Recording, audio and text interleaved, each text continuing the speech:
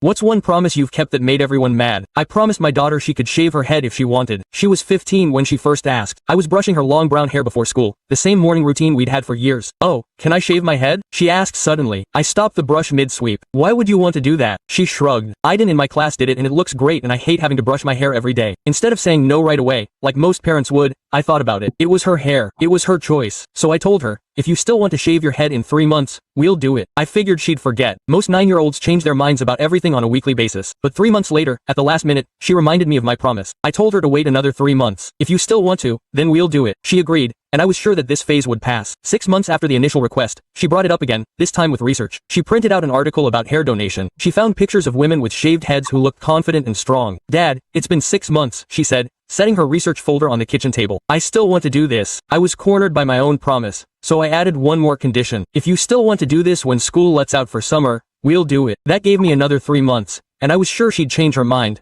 But as summer approached, she grew more determined. She saved her allowance to buy hair clippers and asked for hats for her birthday. My family thought I was crazy, and my mother called weekly with dire warnings. "She's going to be bullied mercilessly," she insisted. "Girls need long hair. It's part of their identity." My brother, a school counselor, warned me about the social consequences. "Kids can be cruel. Why would you let her be a target?" Even my friends questioned my judgment. "Are you her father?" one said. "Sometimes you have to say no for her own good." But I remembered how many choices were made for me as a child, how powerless it was to have no say over my own body. And it wasn't permanent. Hair grows back. So when summer came and she asked again, I kept my promise. First, we went to a salon where she donated 10 inches to a charity for children with cancer. The stylist suggested a bob cut for us to try first. My daughter insisted, "I want you to take it all off." Back home, I got everything ready in the bathroom with the clippers she bought. Her excitement was contagious as I ran the first strip down the middle of her head. There was no going back now. When I was done, she ran her hand over her scalp, straight hair, and smiled at her reflection. "I love it," she declared. I had never seen her so confident. The consequences were immediate. My mother didn't speak to me for 2 weeks. The other parents at summer swim lessons whispered and stared. One mother asked her point blank if she was sick. Right in front of her. My ex-wife was furious when she picked her up for the weekend visit. "What did you let her do?" she screamed into the phone. "She looks like a boy. How could you make this decision without consulting me?" But something unexpected happened. My daughter started walking straighter, stopped hiding behind her hair in social situations, started talking more in groups, and her swim coach mentioned that she seemed more focused without her hair in her face. She saved 15 minutes every morning by using the time to read. School started and there were some comments,